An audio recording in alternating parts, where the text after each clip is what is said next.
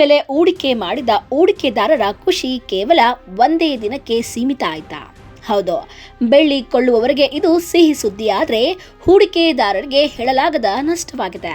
ಇಂದು ಆರ್ಥಿಕ ಮಾರುಕಟ್ಟೆಯಲ್ಲಿ ದೊಡ್ಡ ಸುದ್ದಿ, ಬೆಳ್ಳಿ ದರದಲ್ಲಿ ದಿಢೀರ್ ಇಳಿಕೆಯಾಗಿದೆ.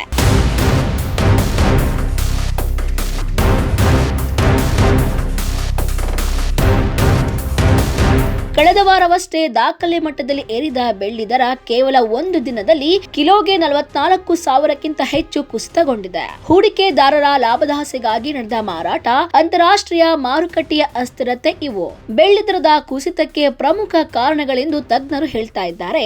ಜನವರಿ 22ರಂದು ಕೂಡ ಬೆಳ್ಳಿ ದರದಲ್ಲಿ 16,000ಕ್ಕಿಂತ ಹೆಚ್ಚು ಇಳಿಕೆ ಕಂಡು ಬಂದಿತ್ತು. ಇಂದಿನ ದರವನ್ನು ನೋಡಿದರೆ ದೆಹಲಿಯಲ್ಲಿ ಕಿಲೋಗೆ 4,10,100, ಮುಂಬೈನಲ್ಲಿ 3.95 ಲಕ್ಷ, ಬೆಂಗಳೂರಿನಲ್ಲಿ 3.96 ಲಕ್ಷ, ಚೆನ್ನೈನಲ್ಲಿ 3.97 ಲಕ್ಷ, ಹೈದರಾಬಾದ್ನಲ್ಲಿ 3.94 ಲಕ್ಷಕ್ಕೆ ಬೆಳ್ಳಿ ಮಾರಾಟವಾಗಿದೆ.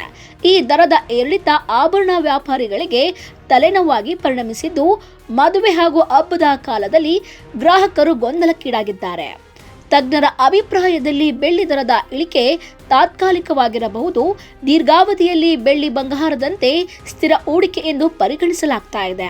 ಆದರೆ ಇಂತಹ ತೀವ್ರ ಏರಿಳಿತದ ಸಮಯದಲ್ಲಿ ಹೂಡಿಕೆ ಮಾಡುವಾಗ ಎಚ್ಚರಿಕೆಯಿಂದ ನಡೆದುಕೊಳ್ಳಬೇಕು. ತಕ್ಷಣದ ಲಾಭದಾಸೆಗೆ ಬದಲು ದೀರ್ಘಾವಧಿ ಯೋಜನೆ ಅಗತ್ಯ. ಅಂತಾರಾಷ್ಟ್ರೀಯ ಮಾರುಕಟ್ಟೆಯಲ್ಲಿ ಅಮೆರಿಕದ ಬಡ್ಡಿದರ ನೀತಿ, ಚೀನಾದ ಆರ್ಥಿಕ ಬೆಳವಣಿಗೆ ಹಾಗೂ ಜಾಗತಿಕ ರಾಜಕೀಯ ಅಸ್ಥಿರತೆ ಬೆಳ್ಳಿ ದರದ ಮೇಲೆ ನೇರ ಪರಿಣಾಮ ಬೀರ್ತಾ ಇದೆ. ಹೀಗಾಗಿ ಮುಂದಿನ ದಿನಗಳಲ್ಲಿ ಮತ್ತಷ್ಟು ಏರಿಳಿತ ಸಾಧ್ಯತೆ ಇದೆ. ಒಟ್ಟಾರೆ ದಾಖಲೆ ಮಟ್ಟದ ಏರಿಕೆಯ ನಂತರ ಬೆಳ್ಳಿ ದರದಲ್ಲಿ ದಿಢೀರ್ ಇಳಿಕೆ ಕಂಡು ಬಂದಿದ್ದು, ಹೂಡಿಕೆದಾರರು ಲಾಭದಾಸೆಗಾಗಿ ಮಾರಾಟ ನಡೆಸಿರುವುದು ಪ್ರಮುಖ ಕಾರಣವಾಗಿದೆ. ಮುಂದಿನ ದಿನಗಳಲ್ಲಿ ಬೆಳ್ಳಿ ದರ ಹೇಗೆ ರೂಪುಗೊಳ್ಳುತ್ತದೆ ಎಂಬುದನ್ನ ಕಾದು ನೋಡಬೇಕಾಗಿದೆ.